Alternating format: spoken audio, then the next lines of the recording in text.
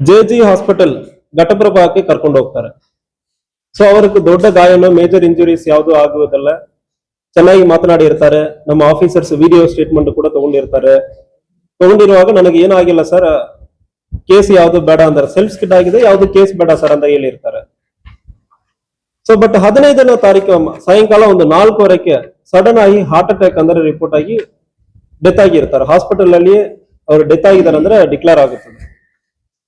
Declare ಆಗೋ ಸಂದರ್ಭದಲ್ಲಿ ಸ್ವಲ್ಪ ಡೌಟ್ ಕಾಣ್ತಾ ಇತ್ತು, ಯಾಕಂದ್ರೆ ಯಾವ್ದು ವಿಸಿಬಲ್ ಇಂಜುರೀಸ್ ಯಾವ್ದು ಕಾಣ್ತಾ ಇಲ್ಲ.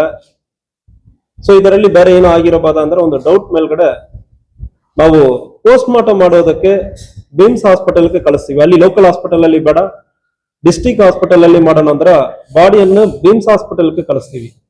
ಅದ್ರ ಜೊತೆಗೆ ಇನ್ವೆಸ್ಟಿಗೇಷನ್ ಅಲ್ಲಿ ಆಫೀಸರ್ಸ್ ಇದರಲ್ಲಿ ಜನರಲಿ ರೋಡ್ ಆಕ್ಸಿಡೆಂಟ್ ಅಲ್ಲಿ ಕೆಲವೊಂದು ಪ್ರಶ್ನೆ ಹೇಳ್ತೀವಿ. ಇದರಲ್ಲಿ ಡೌಟ್ ಇರೋದ್ರಿಂದ ಪ್ರಶ್ನೆಯನ್ನ ಜಾಸ್ತಿ ಹೇಳಿದ್ವಿ. ಬೇರೆ ಪಾಯ್ಸನ್ ಯಾವ್ದು ಕೊಟ್ಟಿದಾರಾ ಇಂತಹ ಡೀಟೇಲ್ ಎಲ್ಲ ಕಳಿಸಿ ನಾವು FSL ಇಂಟರ್ನಲ್ ಆರ್ಗನ್ಸ್ ವಿಸರ ಅಂದ್ರೆ ಹೇಳ್ತೀವಿ, ಬ್ಲಡ್ ಸ್ಟೈನ್ಸ್ ಮತ್ತು ಹಾರ್ಟ್ ಇರ್ತದೆ, ಲಂಗ್ಸ್ ಇರ್ತದೆ ಮತ್ತು ಕಿಡ್ನಿ, ಇದೆಲ್ಲ ಸೇರಿ ಸ್ಯಾಂಪಲ್ ಅನ್ನು FSL ಕೂಡ ಕಳಿಸಿರ್ತೀವಿ. ಇದರಲ್ಲಿ ಯಾವುದೇ ವಿಷಯ ಯಾವ್ದು ಕೊಟ್ಟಿರ್ತಾರ ಈ ಪ್ರಶ್ನೆಯನ್ನು ಕೂಡ ಹೇಳಿದ್ವಿ. ಯಾಕಂದ್ರೆ ಸಡನ್ ಆಗಿ ಚೆನ್ನಾಗಿರೋರು ಹಾರ್ಟ್ ಅಟ್ಯಾಕ್ ಆಗಿದೆ ಅಂದ್ರೆ ಬಂದಾದ್ಮೇಲೆ ಸ್ವಲ್ಪ ಡೌಟ್ ಮೇಲ್ಗಡೆ ಮಾಡಿದ್ವಿ. ಜನರಲಿ ರೋಡ್ ಆಕ್ಸಿಡೆಂಟ್ ಆಗುವ ಸಂದರ್ಭದಲ್ಲಿ ರೇರ್ಲಿ ಫ್ಯೂ ಕೇಸ್ ಅಲ್ಲಿ ಮಾತ್ರ ನಮಗೆ ಶಾಕ್ ಅಲ್ಲಿ ಹಾರ್ಟ್ ಅಟ್ಯಾಕ್ ಆಗುತ್ತದೆ, ಅದರ್ವೈಸ್ ಅಂತ ಹಾರ್ಟ್ ಅಟ್ಯಾಕ್ ಆಗುವುದಿಲ್ಲ. ಈ ಕೇಸಲ್ಲಿ ನಮಗ ಡೌಟ್ ಇತ್ತು, ಬಟ್ FSL ಇರುವ ಸಂದರ್ಭದಲ್ಲಿ ನಮಗೆ ಏನು ಇಲ್ಲ ಅಂದ್ರೆ ಹೇಳಿಬಿಟ್ಟು ಕಳಿಸಿದೀವಿ. ಸ್ಯಾಂಪಲ್ ಎಲ್ಲ ಬಂತು, ದೆನ್ ರಿಪೋರ್ಟ್ ಬಂತು. ರಿಪೋರ್ಟ್ ಅಲ್ಲಿ ಯಾವುದೇ ಪಾಯ್ಸನ್ ಯಾವುದೂ ಇಲ್ಲ, ಇದು ಹಾರ್ಟ್ ಅಟ್ಯಾಕ್ ಅಂದ್ರೆ ಆಲ್ಮೋಸ್ಟ್ ರಿಪೋರ್ಟ್ ಬಂತು. ಯಾವ್ದಲ್ಲಿ ಪಾಯ್ಸನ್ ಸ್ಯಾಂಪಲ್ ಯಾವ್ದು ಇಲ್ಲ ಅಂದ್ರೆ ರಿಪೋರ್ಟ್ ಕೊಟ್ಟಿರ್ತಾರೆ. ಸೊ ಇದಾದ ನಂತರ ಅಲ್ಲಿ ಒಂದು ವ್ಯಕ್ತಿ ಪುಂಡಲಿಕ್ ವಿಠಲ್ ಡೊಂಬರ್ ಎಂಬವನ ಒಂದು ಸ್ಟೇಟಸ್ ಹಾಕ್ತಾನೆ. ಸ್ಟೇಟಸ್ ಹಾಕಿಬಿಟ್ಟು ನೀವು ಎಲ್ಲಾ ಕ್ರೈಮ್ ನಮ್ಮ ಎಲ್ಲ ಏನೇನು ಆಗಿದೆ ಅಂದ್ರೆ ನನಗೆ ಗೊತ್ತಿದೆ, ಪೊಲೀಸರಿಗೆ ನಾನು ತಿಳಿಸ್ತೀನಿ. ಸೊ ಆಕ್ಸಿಡೆಂಟ್ ಹೆಂಗೆ ಆಯ್ತು, ಅದು ಏನಾಗಿದೆ ಅಂತ ಒಂದು ವೇಗ್ ಆಗಿ ಒಂದು ಸ್ಟೇಟಸ್ ಅನ್ನ ಇಡ್ತಾನೆ. ಅವನು ಯಾರಂದ್ರೆ ಈ ಡೆತ್ ಆಗಿರೋರ್ಗೆ ಪರಿಚಯ ಇರೋವನ, ಡೆತ್ ಆಗಿರುವ ಸಂದೀಪ್ ಕಾಲಗೌಡ ಮಂಜರಿಗೆಗೆ ಪರಿಚಯ ಇರೋವನು. ಇವನು ಫ್ಯಾಮಿಲಿ ಫ್ರೆಂಡ್ ತರ. ಅವನಾಗಿ ನಂತರ ಅವನನ್ನು ಕರ್ಕೊಂಡು ಬಂದು ವಿಚಾರಣೆ ಮಾಡೋ ಸಂದರ್ಭದಲ್ಲಿ ಇದರಲ್ಲಿ ಒಂದು ದೊಡ್ಡ ಕ್ರೈಮ್ ಮತ್ತು ಇದರಲ್ಲಿ ಬಹಳಷ್ಟು ಮಂದಿ ಇನ್ವಾಲ್ವ್ ಆಗಿರೋದು ಕಂಡು ಬಂದಿರ್ತದೆ. ಈ ಕ್ರೈಮ್ ಫಸ್ಟ್ ಆಫ್ ಆಲ್ ಯಾಕೆ ಆಗಿದೆ ಅಂದ್ರೆ, ಇವನು ಪುಂಡಲಿಕ್ ವಿಠಲ್ ಡೊಂಬರ್, ಇವನಕ್ಕೊಂದು 25 ವರ್ಷ. ಇವನು ಇನಿಷಿಯಲಿ ಒಂದು ಪಾವ್ ಬಜಿ, ವಡಾಪಾವ್ ಇದೆಲ್ಲ ಮಾಡ್ಕೊಂಡಿರ್ತಾನೆ. ಅವಾಗ ಈ ರಿಟೈರ್ಡ್ ಆರ್ಮಿ ಪರ್ಸನ್, ಈಗ ಈ ಕೇಸಲ್ಲಿ ಯಾರು ಡೆತ್ ಆಗಿದಾರೋ ಅವ್ರು ಬಂದ್ಬಿಟ್ಟು ಇವನ ಜೊತೆ ಪರಿಚಯ ಮಾಡ್ಕೊಂಡು ಸ್ನಾಕ್ಸ್ ತಿಂತಾ ಇರುವ ಸಂದರ್ಭದಲ್ಲಿ ಇಬ್ಬರು ಸೇರಿ ನಾವು ಒಂದು ಹೋಟೆಲ್ ತರ ಸ್ಟಾರ್ಟ್ ಮಾಡೋಣ ಅಂದ್ರೆ ಹೇಳೋ ಸಂದರ್ಭದಲ್ಲಿ ಇಬ್ಬರು ಸೇರಿ ಹಿಡಕಲ್ ಡ್ಯಾಮ್ ಹತ್ರ ಒಂದು ಸಣ್ಣದಾಗಿ ಟೀ ಅಂಗಡಿ ಮತ್ತು ಪೆಟ್ಟಿ ಶಾಪ್ ತರ ಇಟ್ಕೊಂಡು ಇಬ್ಬರು ಮಾಡ್ತಾರೆ. ಆ ಸಂದರ್ಭದಲ್ಲಿ ಮೃತಪಟ್ಟಿರೋರ ಹೆಂಡತಿ ಸುಮಾ ಮಂಜರ್ಗಿ, ಇವ್ರಿಗೊಂದು 36 ವರ್ಷ, ಅವರಿಗೂ ಇವನಕ್ಕೂ ಪರಿಚಯ ಆಗುತ್ತದೆ. ಇದು ಒಂದು 3-4 ವರ್ಷ ಹಿಂದೆಯಿಂದ ಇದು ನಡೀತಾ ಇದೆ. ಇವರು 2023 ಡಿಸೆಂಬರ್ ಅಲ್ಲಿ ಆಲ್ಮೋಸ್ಟ್ ರಿಟೈರ್ ಆಗಿ ಬರ್ತಾರೆ. 2024, 25, 26, ಸೊ 2.5 ವರ್ಷದಿಂದ ಸುಮಾರು ಇವರಿಗೆ ಈ ಪರಿಚಯ ಉಂಟಾಗಿರ್ತದೆ. ಅವಾಗಿಂದ ಈ ಲೇಡಿಗೆ ಪರಿಚಯ ಆಗಿರ್ತದೆ. ಇಬ್ಬರು ಸೇರ್ಕೊಂಡು ಇನ್ಶೂರೆನ್ಸ್ ಮಾಡ್ತಾರೆ, ಮೃತಪಟ್ಟಿರೋರ ಮೇಲ್ಗಡೆ ಇನ್ಶೂರೆನ್ಸ್ ಮಾಡ್ತಾರೆ. SBI ಅಲ್ಲಿ ಒಂದು ಇನ್ಶೂರೆನ್ಸ್ ಮತ್ತು HDFC ಅಲ್ಲಿ 2 ಇನ್ಶೂರೆನ್ಸ್. ಇನ್ಶೂರೆನ್ಸ್ ಒಟ್ಟು ಅಮೌಂಟ್ ಸುಮಾರು 2 ಕೋಟಿ. ಆಕ್ಸಿಡೆಂಟ್ ಅಲ್ಲಿ ಡೆತ್ ಆಗುವ ಸಂದರ್ಭದಲ್ಲಿ 2 ಕೋಟಿ ಸಿಗ್ತದೆ. ಈ ಇನ್ಶೂರೆನ್ಸ್ ಯಾವ ರೀತಿಯಲ್ಲಿ ಅಂದ್ರೆ ವರ್ಷಕ್ಕೆ ಒಂದು 4 ವರ್ಷ, 5 ವರ್ಷಕ್ಕೆ ಒಂದಲ್ಲಿ SBI ಅಲ್ಲಿ ವರ್ಷಕ್ಕೆ 5 ಲಕ್ಷ ಕಟ್ಟುವುದು. ಆಫ್ಟರ್ 5 ವರ್ಷ ಕಟ್ಟಬೇಕು. 6ನೇ ವರ್ಷ ಬಿಟ್ಟಾದ್ಮೇಲೆ ನೆಕ್ಸ್ಟ್ 7ನೇ ವರ್ಷದಿಂದ ರಿಟರ್ನ್ ಬರ್ತದೆ. ಒಂದು ವೇಳೆ ಈ ಮಧ್ಯದಲ್ಲಿ ಡೆತ್ ಆಗುವ ಸಂದರ್ಭದಲ್ಲಿ ಆಕ್ಸಿಡೆಂಟಲ್ ಕವರೇಜ್ ಸಿಗ್ತದೆ. ಇದೇ ರೀತಿಯಲ್ಲಿ HDFC ಅಲ್ಲಿ ಒಂದು 2 ಇನ್ಶೂರೆನ್ಸ್, 1.6 ಲ್ಯಾಕ್ ಪ್ರತಿ ವರ್ಷ ಕಟ್ಟುವುದು, ಒಂದು 5-6 ವರ್ಷ ಕಟ್ಟುವುದು. ಅದಾದ್ಮೇಲೆ ಬೆನಿಫಿಟ್ ಬರ್ತದೆ. ಮಧ್ಯದಲ್ಲಿ ಆಕ್ಸಿಡೆಂಟ್ ಆಗುವ ಸಂದರ್ಭದಲ್ಲಿ ಅದಕ್ಕೆ ದುಡ್ಡು ಬಹಳಷ್ಟು ಬರ್ತದೆ. ಇನ್ನೊಂದು HDFC ಅಲ್ಲಿ 1 ಲಕ್ಷ. ಇದೇ ರೀತಿಯಲ್ಲಿ 3 ಇನ್ಶೂರೆನ್ಸ್ ಪ್ಯಾಕೇಜ್, SBI ಅಲ್ಲಿ 1, HDFC ಅಲ್ಲಿ 2. ಒಟ್ಟು ಸುಮಾರು ಆಕ್ಸಿಡೆಂಟಲ್ ಇನ್ಶೂರೆನ್ಸ್ ಕವರೇಜ್ ಒಂದು 2 ಕೋಟಿ ಬರ್ತದೆ. ಆಕ್ಸಿಡೆಂಟ್ ಅಲ್ಲಿ ಇವರು ಡೆತ್ ಆಗೋ ಸಂದರ್ಭದಲ್ಲಿ 2 ಕೋಟಿ ಬರ್ತಂದ್ರೆ ಪ್ಲಾನ್ ಮಾಡ್ಕೊಂಡು ಇನ್ಶೂರೆನ್ಸ್ ಅನ್ನು ಇವರು ತಯಾರಿ ಮಾಡಿರ್ತಾರೆ. ಸೊ ಇದರಲ್ಲಿ ಇನ್ನೊಂದು ವಿಚಾರಣೆ ನಡೀತಾ ಇದೆ. ಇನ್ಶೂರೆನ್ಸ್ ಮೃತಪಟ್ಟಿರೋರ್ಗೂ ಗೊತ್ತಿಲ್ಲದೆ ಮಾಡಿರೋದಾಗಿ ಒಂದು ತಿಳಿದು ಬರ್ತಾ ಇದೆ. ಗೊತ್ತಿತ್ತು ಅವರೇ ಮಾಡಿದ್ದಾರೆ ಅಂದ್ರೆ ಒಂದು ಸ್ಟೇಟ್ಮೆಂಟ್, ಕಾಂಟ್ರಡಿಕ್ಟರಿ ಸ್ಟೇಟ್ಮೆಂಟ್ ನಮಗೆ ಬಂದಿದೆ. ಅದನ್ನು ಕೂಡ ಆ ದಾಖಲಾತಿಯನ್ನು ಕೂಡ ಅವ್ರಿಗೆ ಗೊತ್ತಿದ್ದು ಮಾಡಿದಾರ, ಮೃತಪಟ್ಟಿರೋ ಗೊತ್ತಿಲ್ಲದೆ ಅವರ ಹೆಸರಲ್ಲಿ ಮಾಡಿದಾರ ಎಂಬುದು ಬಗ್ಗೆ ಕೂಡ ತನಿಖೆಯನ್ನು ಮಾಡ್ತಾ ಇದೀವಿ. ಸೊ ಅದು ಮುಂದೆ ತನಿಖೆ ಆಗಬೇಕು, ಅದು ತನಿಖೆಯಲ್ಲಿ ಇದೆ. ಸೊ ಇವ್ರಿಗೆ ಅಕ್ರಮ ಸಂಬಂಧ ಮತ್ತು ಇನ್ಶೂರೆನ್ಸ್ ಅಲ್ಲಿ 2 ಕೋಟಿ ಬರ್ತದೆ. ಇದನ್ನು ಇವರು ಪ್ಲಾನ್ ಮಾಡ್ತಾರೆ. ಫಸ್ಟ್ ಆಕ್ಸಿಡೆಂಟ್ ಆಗುತ್ತದೆ. ಆಕ್ಸಿಡೆಂಟ್ ಮಾರ್ಚ್ 13ನೇ ತಾರೀಕು ಆಕ್ಸಿಡೆಂಟ್ ಆಗುತ್ತದೆ. ಆಗುವ ಸಂದರ್ಭದಲ್ಲಿ ಗವರ್ಮೆಂಟ್ ಹಾಸ್ಪಿಟಲ್ಗೆ ಹೋಗ್ತಾರೆ. ಅಲ್ಲಿಂದ ಘಟಪ್ರಭಾಕ್ಕೆ ಹೋಗ್ತಾರೆ. ಘಟಪ್ರಭಾಕ್ಕೆ ಯಾಕೆ ಹೋಗ್ತಾರೆ ಅಂದ್ರೆ ಹೇಳುವ ಸಂದರ್ಭದಲ್ಲಿ ಘಟಪ್ರಭಾಕ್ಕೆ ಇವನ ಮೃತಪಟ್ಟಿರೋ ಹೆಂಡತಿ ಜೊತೆ ಅಕ್ರಮ ಸಂಬಂಧ ಇರೋವನು ರಿಲೇಟಿವ್ ಒಬ್ಬನ ಅಲ್ಲಿ ಕೆಲಸ ಮಾಡ್ತಾನೆ. ರಾಹುಲ್ ಹನುಮಂತ್ ಜೋಗಿ ಅಂದ್ರ ರಾಹುಲ್ ಹನುಮಂತ್ ಜೋಗಿ ಜೆ.ಜಿ. ಕೋಆಪರೇಟಿವ್ ಹಾಸ್ಪಿಟಲ್ ಅಲ್ಲಿ ಅವನ ಫಾರ್ಮಸಿ ಓದುತ್ತಾ ಇರ್ತಾನೆ, ಅಲ್ಲಿಯೇ ಇರ್ತಾನೆ.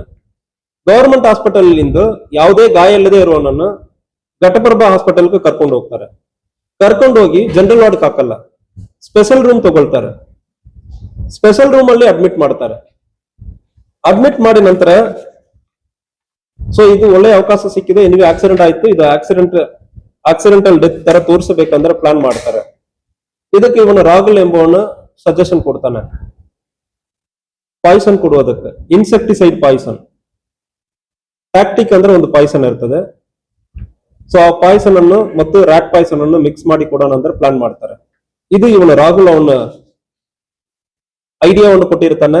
ಆ ಐಡಿಯಾ ಮೇಲ್ಗಡೆ ಈ ಪಾಯ್ಸನ್ ಅನ್ನ ಸಲೈನ್ ಬಾಟಲ್ ಅಲ್ಲಿ ಇಂಜೆಕ್ಟ್ ಮಾಡ್ತಾರೆ. ಫಸ್ಟ್ ಇವರೊಂದು ಬೇರೆ ಒಂದು ಸಲೈನ್ ಬಾಟಲ್ ಅಲ್ಲಿ ಫಸ್ಟ್ ಡೇ ಇಂಜೆಕ್ಟ್ ಮಾಡ್ತಾರೆ, 14th. ಅದು ಪ್ರೆಷರ್ ಕಮ್ಮಿ ಇರೋದ್ರಿಂದ ಬಾಡಿ ಒಳಗೆ ಹೋಗಿಲ್ಲ.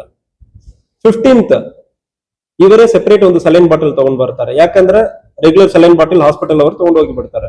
ಮತ್ತು ಬೇರೆ ಯಾರಿಗೂ ಸಮಸ್ಯೆ ಬಂದ್ಬಿಡ್ತಂದ್ರೆ ಗೊತ್ತಾಗಿ ಬಿಡ್ತಂದ್ರೆ ಹೇಳ್ಬಿಟ್ಟು ಇವನೇ ಒಂದು ಸಲೈನ್ ಬಾಟಲ್ ಅನ್ನು ತಯಾರಿ ಮಾಡಿ ಅದರಲ್ಲಿ ಟಿಕ್ ಟ್ಯಾಕ್ ಅಂದ್ರೆ ಒಂದು ಪಾಯ್ಸನ್ ಇರ್ತದೆ, ಇನ್ಸೆಕ್ಟಿಸೈಡ್ ಪಾಯ್ಸನ್, ಅದನ್ನು ಕೊಡ್ತಾನೆ. ಸೊ ಜೊತೆಗೆ ಸ್ಲೀಪಿಂಗ್ ಪಿಲ್ ಅನ್ನು ಕೊಟ್ಟಿರ್ತಾರೆ ಅವನಿಗೆ. ಇದನ್ನು ಕೊಟ್ಟಿ ಆದ್ಮೇಲೆ ಹಾರ್ಟ್ ಅಟ್ಯಾಕ್ ತರ ಆಗಿರ್ತದೆ. ಹಾರ್ಟ್ ಅಟ್ಯಾಕ್ ಆಗಿ ಅರ್ಧ ತಾಸಲ್ಲಿ ಮೃತಪಟ್ಟಿರೋದಾಗಿ ಸ್ಟೇಟ್ಮೆಂಟ್ ಕೊಟ್ಟಿದ್ದಾರೆ. ಸೊ ಈ ಟಿಕ್ ಟಾಕ್ ಪಾಯ್ಸನ್ ಆದ್ಮೇಲೆ ಇದು ಪೆಸ್ಟಿಸೈಡ್ ಇರ್ತದೆ, ಇದು FSL ರಿಪೋರ್ಟ್ ಅಲ್ಲಿ ಬರಬೇಕು. ಇದನ್ನು ಚೆಕ್ ಮಾಡೋ ಸಂದರ್ಭದಲ್ಲಿ FSL ಅಲ್ಲಿ ಕಾಂಪ್ರಮೈಸ್ ಆಗಿರೋದು ಗೊತ್ತಾಗಿದೆ. FSL ಅಲ್ಲಿ ಈ ಡಾಕ್ಯುಮೆಂಟ್ ಅನ್ನು ಎಡಿಟ್ ಮಾಡಿ ಟೆಸ್ಟ್ ಅಲ್ಲಿ ಬಂದಿರೋದ ರಿಸಲ್ಟ್ ಅನ್ನು ಚೇಂಜ್ ಮಾಡಿ ಕೊಟ್ಟಿರೋದು ಕಂಡು ಬಂದಿರ್ತದೆ. ಇದನ್ನು ಹೆಂಗೆ ನೀವು ಕಂಡುಹಿಡಿದಿದ್ದೀರಾ ಅಂತ ಹೇಳುವ ಸಂದರ್ಭದಲ್ಲಿ ಸೊ ಇದರಲ್ಲಿ ಫಸ್ಟ್ ಮೃತಪಟ್ಟಿರೋ ಹೆಂಡತಿ ತಾಯಿ ಸುಮಾ ಅವರ ತಾಯಿ ಅವರು ಹೆಲ್ತ್ ವರ್ಕರ್ ಆಗಿ ಇದಕ್ಕೆ ಹಿಂದೆ ಕೆಲಸ ಮಾಡಿರ್ತಾರೆ. ಅವರು ಒಂದು ರಿಜಿಸ್ಟರ್ಡ್ ಮೆಡಿಕಲ್ ಪ್ರಾಕ್ಟೀಷನರ್ ಇಡಕಲ್ ಡ್ಯಾಮ್ ಅಲ್ಲಿ Basavaraj Ramachandra Basme registered medical practitioner ಇರ್ತಾರೆ. ಅವನ ಜೊತೆ ಅಪ್ರೋಚ್ ಮಾಡ್ತಾರೆ. ಸೊ ಇಂತಾಗ ಒಂದು ತಪ್ಪಾಗಿದೆ, ತಾಯಿಗೂ ಗೊತ್ತಾಗುತ್ತದೆ ನಾನೊಂದು ತಪ್ಪು ಮಾಡಿದನಂದ್ರೆ ತಾಯಿಗೂ ಈ ಲೇಡಿ ಹೇಳಿರ್ತಾಳೆ. ಹೇಳಿ ಆದ್ಮೇಲೆ ತಾಯಿ ತನ್ನ ಮಗಳನ್ನು ಕಾಪಾಡ್ಕೊಳ್ಳೋದಕ್ಕಾಗಿ ಒಂದು ರಿಜಿಸ್ಟರ್ಡ್ ಮೆಡಿಕಲ್ ಪ್ರಾಕ್ಟೀಷನರ್ ಅವನ ಕಡೆ ಹೋಗಿ ಅಪ್ರೋಚ್ ಮಾಡ್ತಾರೆ. ಇದನ್ನು ಏನ್ ಮಾಡೋದು ಮುಂದಿನ ದಿವಸಗಳಲ್ಲಿ ರಿಪೋರ್ಟ್ ಬಂದ್ಬಿಡ್ತದೆ ಅಂದ್ರೆ ಹೇಳಿಬಿಟ್ಟು ಮಾಡುವಾಗ ಅವನು ಅಲ್ಲಿಂದ ಅವನಿಗೆ ಗೊತ್ತಿರುವ ಅಶೋಕ್ ಗುಜ್ನಾಳ್ ಅಂದ್ರೆ ಒಬ್ಬನ ಇರ್ತಾನೆ. ಅಶೋಕ್ ಗುಜ್ನಾಳ್ ಬೆಳಗಾಂ ಕಮಿಷನರ್ ಆಫೀಸ್ ಅಲ್ಲಿ FDA ವಾಗಿ ಕೆಲಸ ಮಾಡ್ತಾನೆ. ಇವನು ಅವನ ಸಂಬಂಧಿಕರ ಬಸವರಾಜ್ ಆ ಮೆಡಿಕಲ್ ಪ್ರಾಕ್ಟೀಷನರು ಅಶೋಕ್ ಗುಜ್ನಾಳ್ ಸಂಬಂಧಿಕರ ಇರ್ತಾರೆ. ಅದರಿಂದ ಇವನನ್ನು ಅಪ್ರೋಚ್ ಮಾಡಿರ್ತಾನೆ, ಅಶೋಕ್ ಗುಜ್ನಾಳ್ ಅನ್ನು ಅಪ್ರೋಚ್ ಮಾಡಿರ್ತಾರೆ. ಅಶೋಕ್ ಗುಜ್ನಾಳ್ ಮತ್ತು ಅಪ್ಪಾ ಸಾಹೇಬ್ ಫಕ್ರುದ್ದೀನ್ ನಾಯಕ್ವಾಡಿ ಅಂದ್ರೆ FSL ಅಲ್ಲಿ ಪ್ಯೂನ್ ಒಬ್ಬನ ಇರ್ತಾನೆ, ಅವನನ್ನು ಅಪ್ರೋಚ್ ಮಾಡ್ತಾರೆ. FSL ರಿಪೋರ್ಟ್ ಅನ್ನು ಅಪ್ಪಾ ಸಾಹೇಬ್ ಫಕ್ರುದ್ದೀನ್ ನಾಯಕ್ವಾಡಿ FSL ಅಲ್ಲಿ ಪ್ಯೂನ್ ಆಗಿ ಕೆಲಸ ಮಾಡುವನು ಮಾಡಿ ರಿಪೋರ್ಟ್ ಅನ್ನು ಚೇಂಜ್ ಮಾಡಬೇಕಂದ್ರೆ ಇಲ್ಲ ಸಂದರ್ಭದಲ್ಲಿ ಅವನ ಲ್ಯಾಬ್ ಅಸಿಸ್ಟೆಂಟ್ ಚೆನ್ನಯ್ಯ ಸ್ವಾಮಿ ಮಠ್ ಅಂದ್ರೆ ಒಬ್ಬನು ಅವನನ್ನು ಅಪ್ರೋಚ್ ಮಾಡ್ತಾನೆ. ಇವನು ಫಾರೆನ್ಸಿಕ್ ಸೈನ್ಸ್ ಲ್ಯಾಬೊರೇಟರಿಯಲ್ಲಿ ಕೆಲಸ ಮಾಡುವವನು ಚೆನ್ನಯ್ಯ. ಅವನನ್ನು ಅಪ್ರೋಚ್ ಮಾಡಿ ಆದ್ಮೇಲೆ ನಾಗರಾಜ್ ಸೀನಿಯರ್ ಸೈಂಟಿಫಿಕ್ ಆಫೀಸರ್ ಅಂದ್ರೆ ಇರ್ತಾನೆ, ಇವನನ್ನು ಅಪ್ರೋಚ್ ಮಾಡ್ತಾರೆ. ಸೊ ಫೈನಲಿ ಈ ರಿಪೋರ್ಟ್ ಅನ್ನು ಕೊಟ್ಟಿರೋದು ನಾಗರಾಜ್ ಸೀನಿಯರ್ ಸೈಂಟಿಫಿಕ್ ಆಫೀಸರ್. ತೋರಿಸಿರೋದನ್ನ ಎಲ್ಲ ದಾಖಲಾತಿಗಳ ಚೆನ್ನಾಗಿ ಗೊತ್ತಿರ್ತದೆ. ರಿಪೋರ್ಟ್ ಕೊಡೋದಕ್ಕೆ ಮುಂಚೆ ಇಂತಹ ರಿಪೋರ್ಟ್ ಬಂದ್ಬಿಟ್ಟದೆ, ಈಗ ಹಣವನ್ನು ಕೊಡಿ ಅಂದ್ರೆ ಹಣವನ್ನು ಈಸ್ಕೊಳ್ತಾರೆ. ಸೊ ಹಣವನ್ನು ಈಸ್ಕೊಂಡು ಇವರು ರಿಪೋರ್ಟ್ ಅನ್ನು ಚೇಂಜ್ ಮಾಡಿರ್ತಾರೆ. PM ನಾಗರಾಜ್, ಇದರಲ್ಲಿ ಒಟ್ಟು ಸುಮಾರು 3 lakhs ಇಂದ ಜಾಸ್ತಿ ಇದೆ. 3 lakhs ಇಂದ ಜಾಸ್ತಿ ಒಬ್ಬರೊಬ್ಬರಿಗೂ ಎಲ್ಲಾ ಜನರಿಗೂ ಸೇರಿ ಒಂದು ಮೋರ್ ದನ್ 3 lakh ಟ್ರಾನ್ಸಾಕ್ಷನ್ ಆಗಿರ್ತದೆ. ಸೊ ಇದು ರಿಪೋರ್ಟ್ ಅನ್ನು ಕೊಟ್ಟಿರೋದು PM ನಾಗರಾಜ್. ಲ್ಯಾಬ್ ಅಸಿಸ್ಟೆಂಟ್ ಚೆನ್ನೈಯ ಮೂಲಕ ಅಪ್ರೋಚ್ ಆಗಿರ್ತಾರೆ. ಫಸ್ಟ್ ಪ್ಯೂನ್ ಮೂಲಕ ಲ್ಯಾಬ್ ಅಸಿಸ್ಟೆಂಟ್ ಮೂಲಕ ಸೀನಿಯರ್ ಸೈಂಟಿಫಿಕ್ ಆಫೀಸರ್ ಅಪ್ರೋಚ್ ಮಾಡಿ ರಿಪೋರ್ಟ್ ಅನ್ನು ಕೊಟ್ಟಿರ್ತಾರೆ. ಇದರಲ್ಲಿ Ashok Gujnal, commissioner office, police commissioner office ಅಲ್ಲಿ FDI ಕೆಲಸ ಮಾಡುವ ಇವನು ಇನ್ವಾಲ್ವ್ ಆಗಿರ್ತಾನೆ. ಸೊ ಇದನ್ನ ಪುಂಡಲಿಕ್, ಇದು ಒಂದು ರೀತಿಯಲ್ಲಿ ಅವನು ಅಪ್ರೋಚ್ ಮಾಡಿದಾನೆ. ಪುಂಡಲಿಕ್ ವಿಠಲ್ ಡೊಂಬರ್, ಅವನ ಹೆಂಡತಿ ಜೊತೆ ಸಂಬಂಧ ಇರೋನು, ಮೃತಪಟ್ಟಿರೋರ ಹೆಂಡತಿ ಜೊತೆ ಸಂಬಂಧ ಇರೋ ಅವನಕ್ಕೆ ಫ್ರೆಂಡ್ ಒಬ್ಬನ ಇರ್ತಾನೆ, ಸಚಿನ್ ಅಂದ್ರೆ ಒಬ್ಬನ ಇರ್ತಾನೆ. ಸೊ ಸಚಿನ್ ಅವನಕ್ಕೂ ಈ ಮಾಹಿತಿಯನ್ನು ತಿಳಿಸಿರ್ತಾನೆ.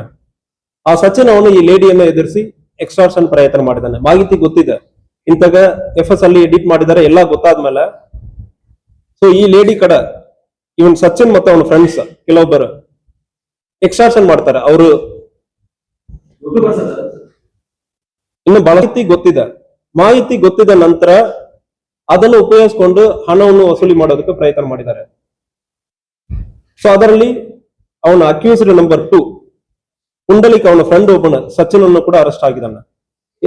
ಸಚಿನ್ ಆಲ್ರೆಡಿ ಒಂದು ಸುಮಾರು 4 ಲಕ್ಷಕ್ಕೆ ಇಂತಾಗ ಯೂಟ್ಯೂಬರ್ಸ್ ಹೆಸರಲ್ಲಿ ಪ್ರೈವೇಟ್ ಮೀಡಿಯಾ ಅದ್ರ ಬಗ್ಗೆ ಈಗ ಫಸ್ಟ್ ಪ್ರೈಮ್ ಫೇಸಿ ನಾವು ಮರ್ಡರ್ ಕೇಸ್ ಬಗ್ಗೆ ಗಮನ ಕೊಟ್ಟಿದ್ದೀವಿ. ಈಗ ಈ ಎಕ್ಸ್ಟಾರ್ಷನ್ ಕೇಸ್ ಅಲ್ಲಿ ಇನ್ನ ಕೆಲವೊಬ್ಬರು ಇದ್ದಾರೆ. ಈಗ ಸಚಿನ್ ಯೂಟ್ಯೂಬರ್ ಅಲ್ಲ, ಇನ್ನೊಬ್ಬ ಯೂಟ್ಯೂಬರ್ ಇದ್ದಾನೆ, ಇದ್ದಾರೆ. ಸೊ ಅದನ್ನು ವಿಚಾರಣೆ ನಡೀತಾ ಇದೆ. ಈಗ ಹೆಸರು ಹೇಳೋದು ಇನ್ವೆಸ್ಟಿಗೇಷನ್ ಅಲ್ಲಿ ಎಫೆಕ್ಟ್ ಆಗುತ್ತದೆ. ಮುಂದಿನ ದಿವಸಗಳಲ್ಲಿ ಇನ್ನ ಅರೆಸ್ಟ್ ಮಾಡೋದು ಬಾಕಿ ಇದೆ. Will arrest. ಇದು ಬೇರೆ 9 ಜನ ಅರೆಸ್ಟ್ ಆಗಿದ್ದಾರೆ.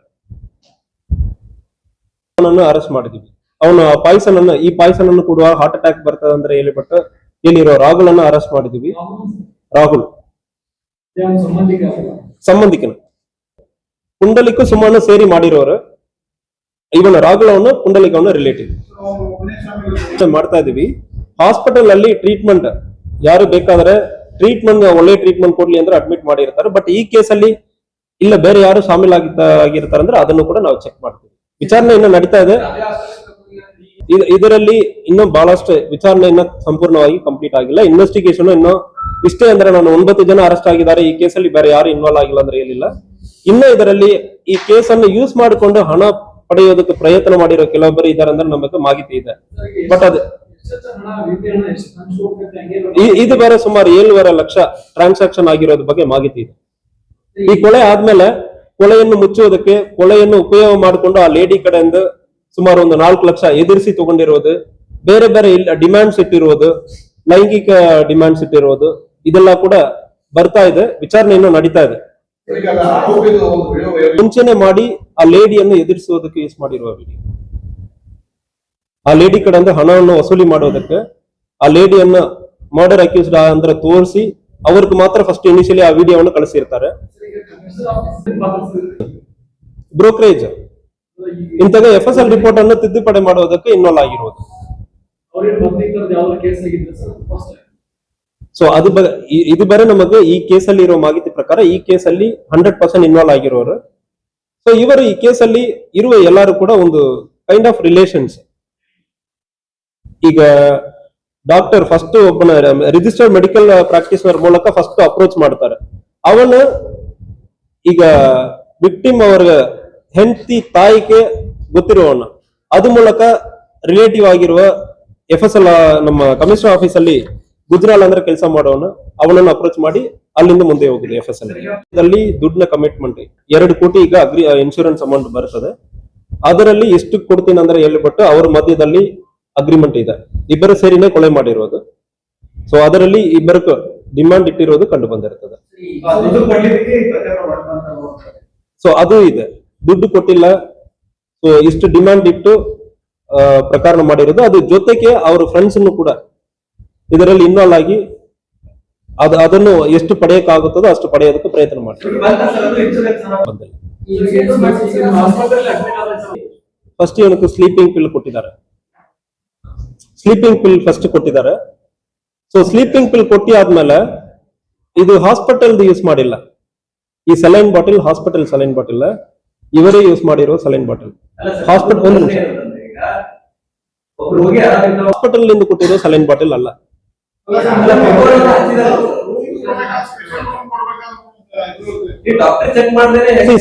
ಸ್ಪೆಷಲ್ ರೂಮ್ ಕೊಡೋದು ಯಾರು ಬೇಕಾದ್ರೆ ನಾವು ಕನ್ವೀನಿಯಂಟ್ ಈಗ ಇರೋದಲ್ಲಿ ಯಾವ ರೂಮ್ ಅಲ್ಲಿ ಇರಬೇಕಂದ್ರೆ ಅದು ಪೇಷಂಟ್ ಚಾಯ್ಸ್. ಯಾವ್ದು ಹಾಸ್ಪಿಟಲ್ ಹೋಗ್ತೀವಿ ಅಂದ್ರೆ ವಾರ್ಡ್ ಅಲ್ಲಿ ಇರಬೇಕಾ, ರೂಮ್ ಕೊಡಬೇಕಾ, ಡಿಲಕ್ಸ್ ರೂಮ್, ಅದು ಪೇಷಂಟ್ ಚಾಯ್ಸ್ ಇರ್ತದೆ.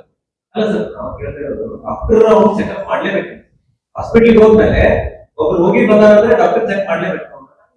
ಚೆಕ್ ಮಾಡಿದಾಗ ಗೊತ್ತಾಗ್ಬೇಕು. ಇಲ್ಲ, ಡಾಕ್ಟರ್ ಹೇಳಿದ್ದಾರೆ. ಡಾಕ್ಟರ್ ನಮಗೆ ಇನಿಷಿಯಲ್ ಸಸ್ಪಿಷನ್ ಡಾಕ್ಟರ್ ಕೂಡ ಹೇಳಿದ್ದಾರೆ, ಸರ್ ಇದು ಸಡನ್ ಆಗಿ ಆಗಿದೆ, ಇಂತಾಗ ಆಗೋದಕ್ಕೆ ಸಾಧ್ಯನೇ ಇಲ್ಲ. ಅಂದ್ರೆ ನಾವು ಏನು ಯೋಚನೆ ಮಾಡಿದ್ವಿ, ಒಂದು ಸ್ಟ್ರಾಂಗ್ಯುಲೇಟ್ ಮಾಡಿರಬಾರ್ದು, ಗಿಲ್ಲೋ ಮೊಗಕ್ಕೆ ಹಾಕಿ ಆಗುವಾಗ ಸ್ಟ್ರಗಲ್ ಮಾರ್ಕ್ಸ್ ಇರುತ್ತದೆ. ಸ್ಟ್ರಗಲ್ ಮಾರ್ಕ್ಸ್ ಪ್ರೈಮ ಫೇಸಿ ಮುಖದಲ್ಲಿ ಇಲ್ಲ ಬಾಡಿಯಲ್ಲಿ ಎಲ್ಲಿ ಕಾಣ್ತಾ ಇಲ್ಲ. ಸೊ ಸೆಕೆಂಡ್ ಆಪ್ಷನ್ ಏನಿರ್ತದೆ, ಪಾಯ್ಸನ್ ಕೊಟ್ಟಿರಬಹುದು. ಪಾಯ್ಸನ್ ಕೊಟ್ಟಿರೋದಕ್ಕೆ ಎನಿವೇ FSL ಅಲ್ಲಿ ಬಂದ್ಬಿಡ್ತದೆ, 100% FSL ಅಲ್ಲಿ ಬಂದ್ಬಿಡ್ತದೆ. ಆ ಧೈರ್ಯದಲ್ಲಿ ಪೊಲೀಸರು ಏನ್ ಮಾಡ್ತೀವಿ, ಎಸ್ ಇಲ್ಲಿ ಹಾಸ್ಪಿಟಲ್ ಅಲ್ಲಿ ಪೋಸ್ಟ್ ಮಾರ್ಟಮ್ ಮಾಡಬೇಡ, ಅಲ್ಲಿ ಲೋಕಲ್ ಡಾಕ್ಟರ್ ಒಬ್ಬರು ಕೂಡ ಹೇಳಿದ್ದಾರೆ, ಸರ್ ಸಡನ್ ಆಗಿ ಹಾರ್ಟ್ ಅಟ್ಯಾಕ್ ಆಗಿದೆ, ಸ್ವಲ್ಪ ಸಸ್ಪಿಷನ್ ಇರ್ತದೆ. ಇಂತಹ ರೋಡ್ ಆಕ್ಸಿಡೆಂಟ್ ಅಲ್ಲಿ ಸಮ್ ಟೈಮ್ಸ್ ಡಿಪ್ರೆಷನ್ ಇರುವಾಗ ಸಡನ್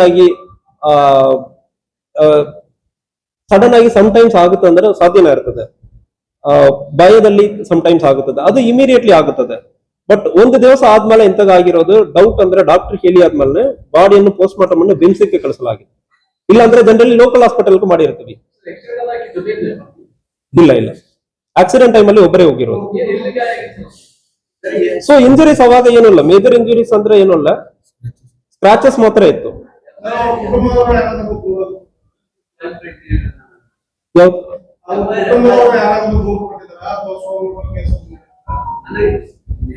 ಫಸ್ಟ್ ಆಕ್ಸಿಡೆಂಟ್ ಆಗಿ ಡೆತ್ ಆಗಿದ್ದಾರೆ ಅಂದ್ರೆ ಹೇಳಿರೋದು ವೈಫ್ ನೇ ಕೊಟ್ಟಿರೋದು.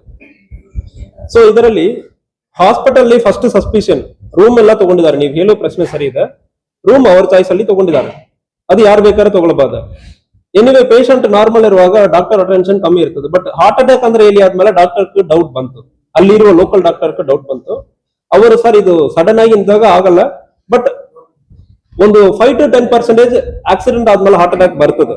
ಬಟ್ ಆ ಪರ್ಸೆಂಟೇಜ್ ತುಂಬಾ ಕಮ್ಮಿ ಇದೆ, ಇದರಲ್ಲಿ ನಮಗೂ ಕೂಡ ಸಸ್ಪಿಷನ್ ಇದೆ ಸರ್, ಸ್ವಲ್ಪ ಸರಿಯಾಗಿ ಮಾಡಿ ಅಂದ್ರೆ ಹೇಳಿ ಆದ್ಮೇಲೆ the body was shifted to BIMS. ಇಲ್ಲಾಂದ್ರೆ ಲೋಕಲ್ ಹಾಸ್ಪಿಟಲ್ ಅಲ್ಲಿ ನಾವು ಪೋಸ್ಟ್ ಮಾರ್ಟಮ್ ಮಾಡಬಹುದಾಯ್ತು. ಅಲ್ಲಿ ಆದ್ಮೇಲೆ ಎನಿವೆ ನಮಗೆ ಸ್ಟ್ರಾಂಗ್ಯುಲೇಷನ್ ಮಾಡುತ್ತೀರಂದ್ರೆ ಎವಿಡೆನ್ಸ್ ಬಂದ್ಬಿಡ್ತದೆ, ಪಾಯ್ಸನ್ ಆಗ್ತಿರಂದ್ರೆ ಎವಿಡೆನ್ಸ್ ಬಂದ್ಬಿಡ್ತದೆ. So we are confident that FSL ಅಲ್ಲಿ ಯಾವ್ದು ಆಗಲ್ಲ, FSL ಅಲ್ಲಿ ಸರಿಯಾಗಿ ಆಗುತ್ತಂದ್ರೆ ಅನ್ಕೊಂಡು ಬಾಡಿಯನ್ನು ನಾವು ಸರಿಯಾಗಿ ಮಾಡಿ ಇಲ್ಲಿ ಕಳಿಸಿದೀವಿ. ಅದರಲ್ಲಿ ಏನಂದ್ರೆ ಇವರೇ ಇನ್ಶೂರೆನ್ಸ್ ಮಾಡಿದಾರಾ, ಮೃತಪಟ್ಟಿರೋರೇ ನಿಜವಾಗ್ಲೂ ಇನ್ಶೂರೆನ್ಸ್ ಮಾಡಿದಾರಾ, ಇಲ್ಲ ಈ ವೈಫ್ ಮತ್ತು ಇಲ್ಲಿಸಿಟ್ ಎಕ್ಸ್ಟ್ರಾ ಮ್ಯಾರಿಟಲ್ ಅಫೇರ್ ಇದೆಲ್ಲ ಪುಂಡಲಿಕ ಇವರಿಬ್ಬರು ಅವ್ರ ಹೆಸರಲ್ಲಿ ಮಾಡಿದಾರೆ ಅಂದ್ರೆ ಒಂದು ವಿಚಾರಣೆ ನಡೀತಾ ಇದೆ. ಸೊ ವಿಚಾರಣೆಯಲ್ಲಿ ಎರಡು ನಮಗೆ ಬರ್ತಾ ಇದೆ, ಬೇರೆ ಕಾಂಟ್ರಡಿಕ್ಟರಿ ಸ್ಟೇಟ್ಮೆಂಟ್. ಅವನಿಗೆ ಗೊತ್ತೇ ಇಲ್ಲ ನಾವು ಇನ್ಶೂರೆನ್ಸ್ ಮಾಡಿದ್ವಿ ಅಂದ್ರೆ ಒಂದು ಸ್ಟೇಟ್ಮೆಂಟ್ ಬರ್ತಾ ಇದೆ, ಇಲ್ಲ ಗೊತ್ತಿತ್ತು ಮಾಡಿದ್ವಿ ಅಂದ್ರೆ ಬರ್ತಾ ಇದೆ. ಬಟ್ ಎನಿವೆ ಅದು ಹ್ಯಾಂಡ್ ರೈಟಿಂಗ್ ಎಲ್ಲ ನಾವು ವೆರಿಫೈ ಮಾಡಬೇಕಾಗುತ್ತೆ.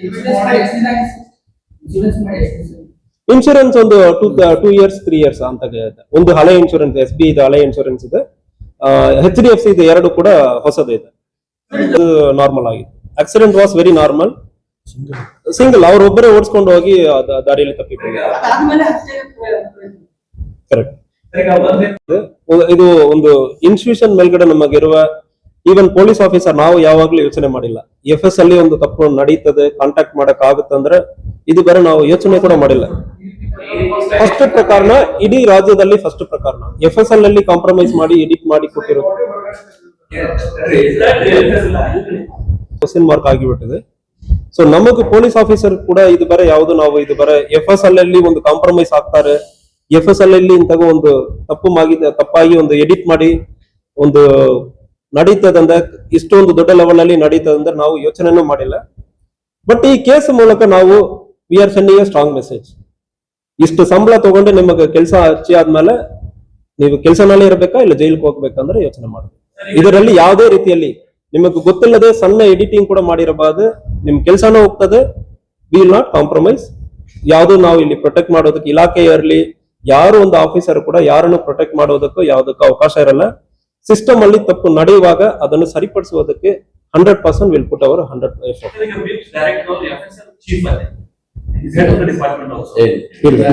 FSL ಬೇರೆ, ನಮ್ಮ ಪೊಲೀಸ್ ಇಲ್ಲ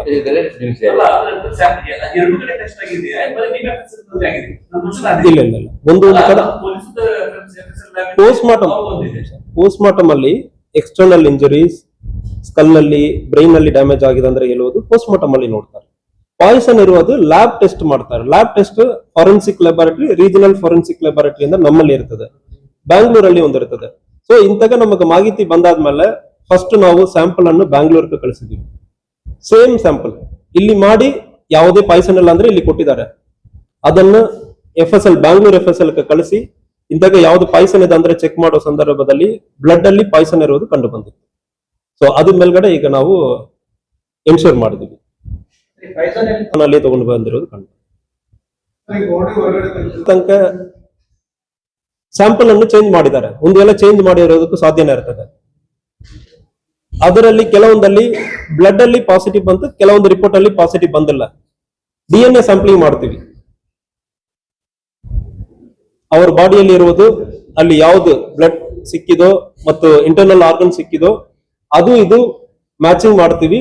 DNA ಆಗಿ ಅದರಲ್ಲಿ ಚೇಂಜ್ ಮಾಡಿದಾರೆ ಅಂದ್ರೆ ಅದನ್ನು ಕಂಡುಹಿಡಿತೀವಿ. ಅದಕ್ಕೆ ಎಕ್ಸಿಮೇಷನ್ ಮಾಡ್ತೀವಿ.